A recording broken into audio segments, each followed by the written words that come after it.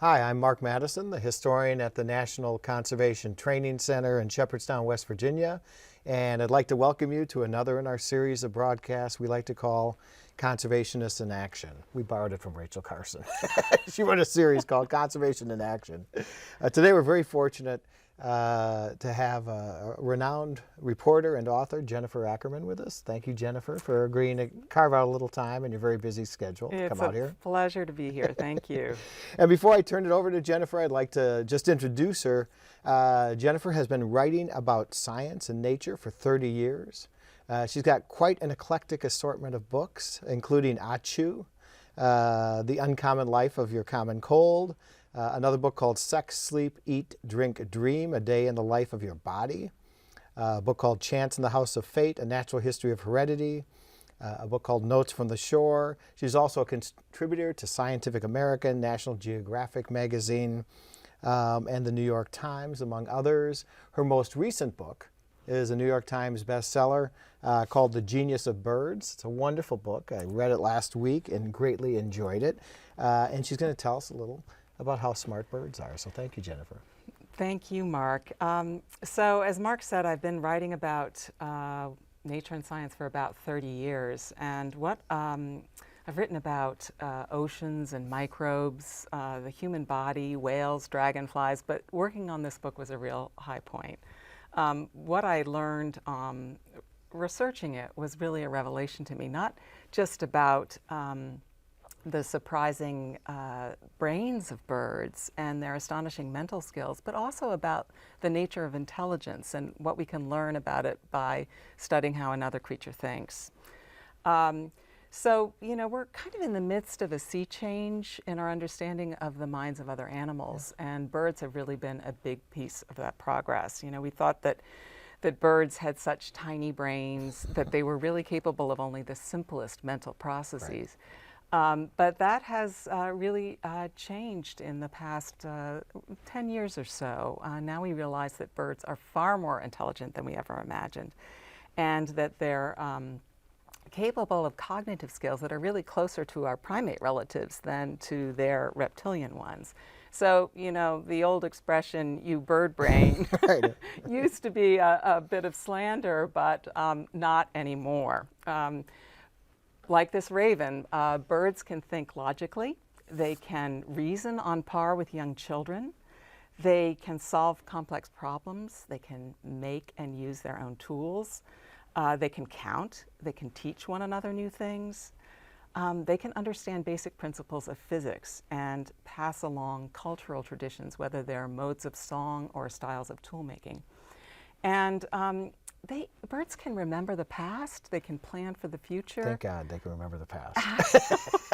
Sometimes better than we can. You know, birds can eavesdrop. They give gifts. So I wanted to share a few examples with you of some of these really impressive mental skills. So we're going to start with the chickadee. Birds actually communicate in ways that resemble language. Chickadee calls are considered among the most sophisticated and complex systems of communication of any land animal. Really? Yes, so their language-like calls are used to warn of predators. And these warning calls specify both the type of predator, whether it's arriving by air or land, and also how dangerous that predator is. So the number of DDDs at the end of its call actually signify the degree of threat. And these are mobbing calls. They're calls to summon other birds to respond to the threat really in a response that's calibrated to the magnitude of the threat. So the greater the number of Ds, the greater the threat, and it's really related to size. So you have, like, you know, 1 D for a minor threat and 4 Ds for a major threat. So what I tell people is, the next time that you pass a chickadee, note the number of Ds at the end of its call. They all sound the same to ordinary layperson. Yes, they do, and you might have thought they were just sort of mindlessly chirping away, but they're actually tweeting intelligence to other birds. It's one of the things I love about the book. All the birds you describe, from very common ones to pigeons and crows, you can't look at them the same again. It's like, that's actually a very wise bird. I should take it more seriously. Well, thank you. One of my favorite comments from a reader was that reading the book was like getting a new magical pair of binoculars, and it made her really see birds differently. So the next example I wanted to share with you is the Clark's nutcracker. Oh, yes. This is a bird with an astonishing memory. It really puts to shame our own ability to remember things. It sure does. Yes. I remember this one from the book. Right. The Clark's nutcracker lives in the high mountains of the West, and it caches its own food for future use. So this bird can bury up to 30,000 pine seeds in thousands of locations over dozens of square miles. And remember where it put its individual caches, even months later. You know, despite changes in the landscape from snow and shifting rock and soil, those birds go to their individual stashes and remember where they put them. So it's really quite astonishing. Another example is... Can I ask you one question? Sure. Because you travel around the world and you visit a lot of researchers. I mean, and that was maybe the most fascinating example in the whole book, was burying 30,000 caches and finding it. Do researchers have any idea how they do it? How their brains are Well, that's still very much under study, but they believe that the birds actually triangulate. They use landmarks, and they use landmarks that are not buried by things, so they could be tall trees, big piles of rock. And they actually triangulate the location of the seed stashes and remember them. Wow. Now, how they do this, I think is still largely a mystery, but it's one of the great magnificent feats of spatial memory that I think exists in nature that we know of. So. It makes me feel bad every time I lose something like my car keys. Misplace your car keys. Yeah, I think of that example every time. Put down my glasses somewhere and can't find them. Right. So yeah. So the mockingbird is another example of a bird with a quite amazing memory. Both mockingbirds and brown thrashers can learn and remember as many as 200 to 2,000 different songs of other species, and they do that with a brain that's 1/1000th the size of ours. Quite amazing. Another bird that has a surprisingly good memory is the pigeon. Pigeons can learn and recall hundreds of pictures and store them in long-term memory for as long as a year. So I actually grew very fond of pigeons while I was writing this book because, you know, the expression pigeon brain could be considered something actually of a compliment. I mean, you know, these birds may not be sophisticated communicators the way that a chickadee is, say, but they are very gifted learners, and they can make quite astonishing visual distinctions. They can distinguish between different letters of the alphabet, say different human faces, even different styles of painting. So that's one of the examples I give in the book. Modernism, Impressionism. Exactly. So they can categorize correctly a painting by Renoir, put it in the Impressionist category, and a Braque in with the Cubists. Wow, that's amazing. Better than a lot of kids can do. So yeah, the pigeon I think is one of my favorites. And another very intelligent bird, possibly one of the smartest birds in the world, is the African gray parrot. This bird is kind of considered the Einstein of the bird world. And it was in the 70s to the 90s that Irene Pepperberg at Harvard worked with a bird named Alex to really convey to the world the amazing intellectual abilities of African gray parrots. And she taught Alex hundreds of words that he could both understand and also use himself in a meaningful way. So he knew his colors and shapes and numbers. So Irene Pepperberg could ask him, okay, Alex, how many green shapes do we have on the table out of an array of different colored objects? And Alex could say 2 or 4 or 6. So this is really a kind of intelligence that goes way beyond just mere mimicry. But these birds also have a genius for that. The bird on the screen there, Throckmorton, belongs to friends of mine, Bob and Karen, and this bird loves to mercilessly tease his family by mimicking their voices. So he does Bob and Karen's voice so well that they themselves can't tell whether they're being hailed by their bird or their spouse. But That's amazing. yeah, and I was on a radio program, and a trucker called in and said that he had a pet African gray parrot that rode in a little seat next to him in the truck.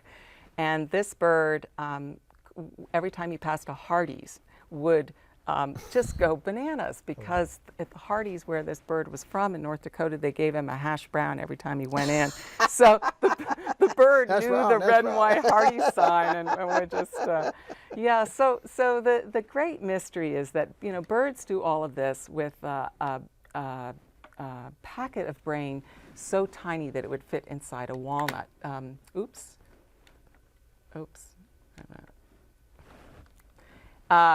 This is a bird I like to. It's a tufted titmouse, but I like to call it conehead.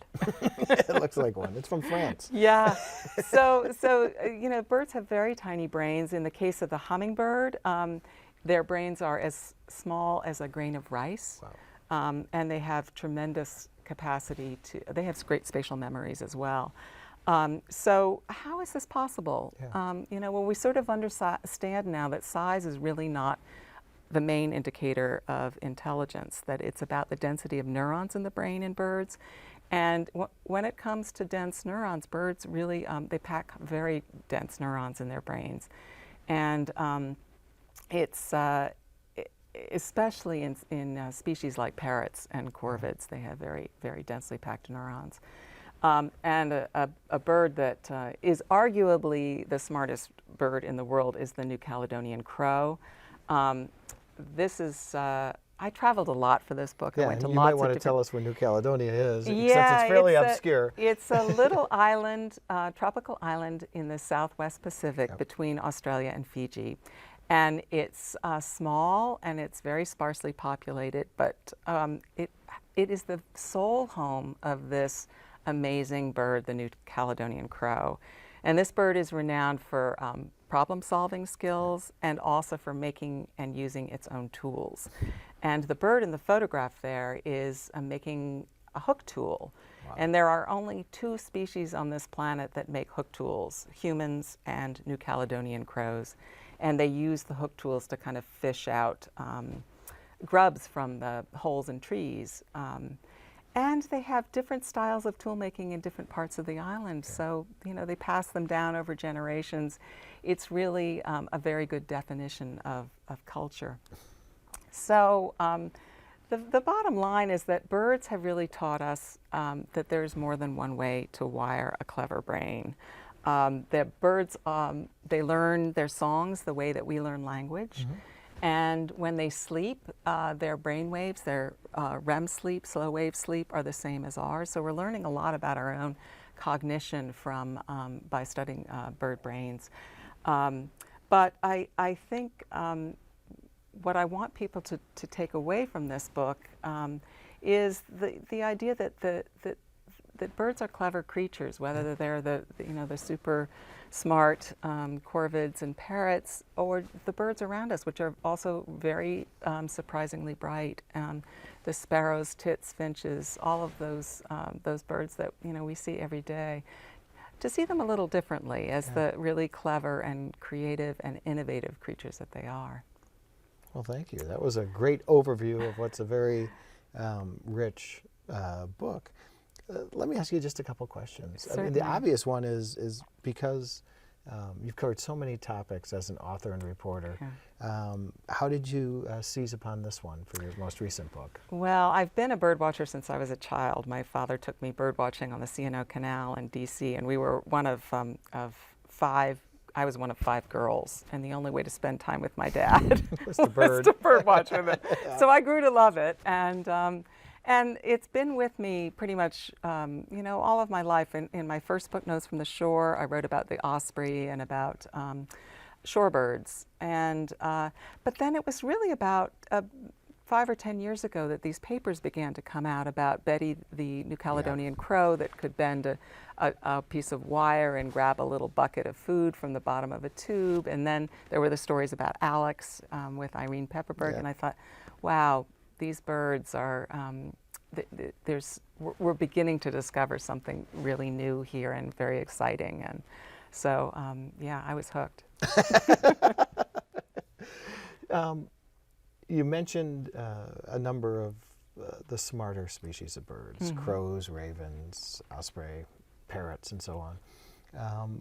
Is there any reason why that, especially corvidae, seem to be so intelligent? Is there something about their lifestyle that requires more intelligence? Well, we're just trying to sort this out. It's still largely a mystery, and the big question about the New Caledonian crow, say, is, why is this bird so special? Is on it this little about island in the Pacific? right? Yeah. Is it about its genes, or does it have something to do with its island environment? It's an island that's largely free of predators, and these birds have a very long juvenile period, long childhood. And generally, intelligence and long juvenile periods go together in animals, including ourselves. Right. And so this is perhaps a factor, but what scientists are looking at now is they're comparing actually the genomes of the New Caledonian crow with crows that live in similar and different environments to see whether there's a difference in their genome or perhaps a difference in the environment. But still very mysterious.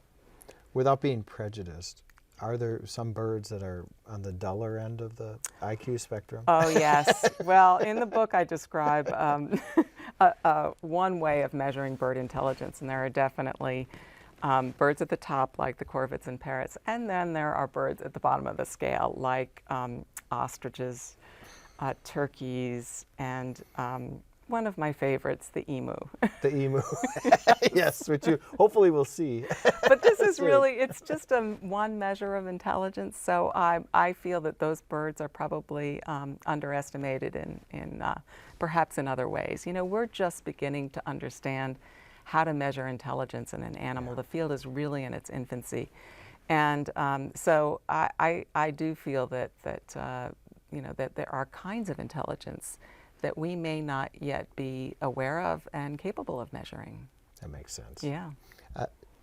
One of the things that was really interesting, you had a picture of a pigeon up there.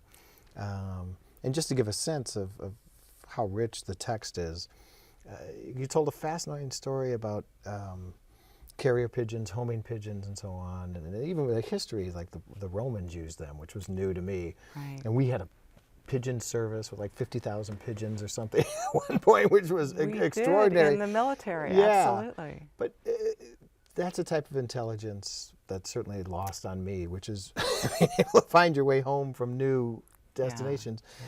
How do pigeons do that? How do they return? So again, navigation is one of the is a big black box. Now we're coming to understand it better. Birds have this tremendous capacity to integrate different kinds of information. Yeah. So we understand that they're somehow sensing magnetic fields. They're using landmarks. They're using sound, even smell.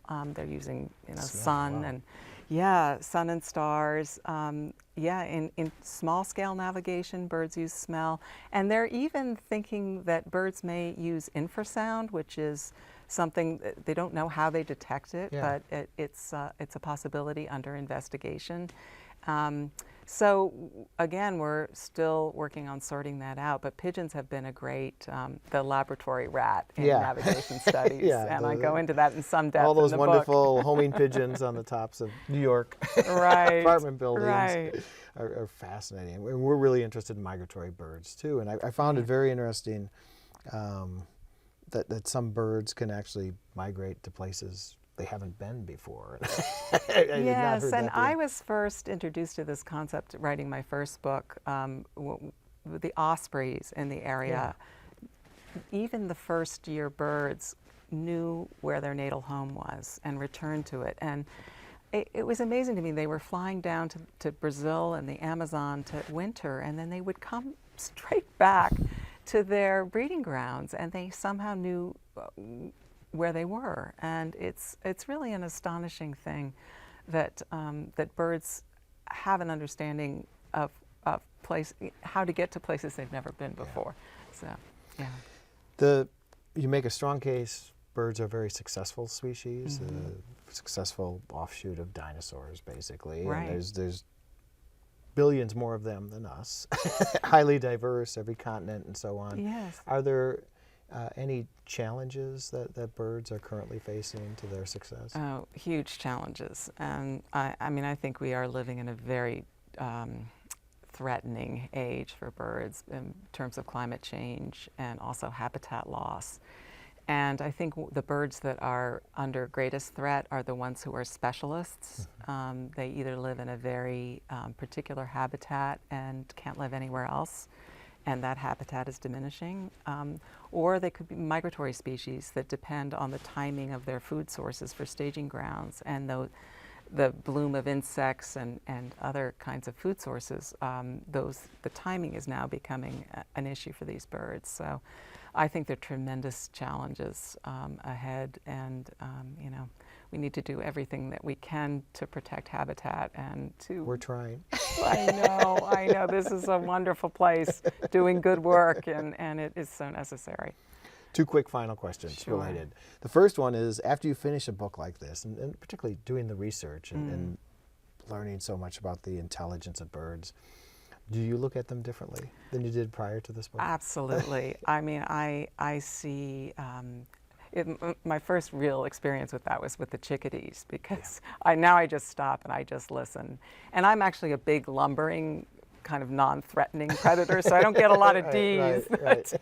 But it totally changes. And I also am very interested in mixed flocks and what's going on there and the different ways that birds are signaling each other. And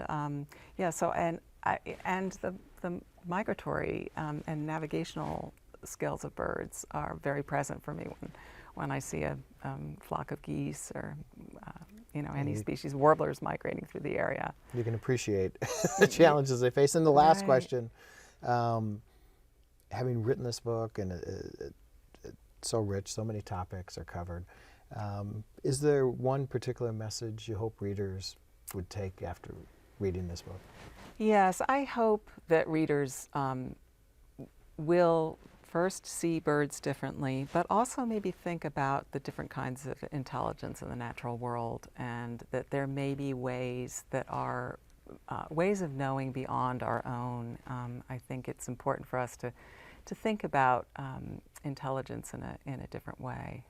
It's a great way to end. Thank you so much, Jennifer, for your time. Thank and I'd you like to very thank much. everybody who took the time to tune into this broadcast. Thank you very much.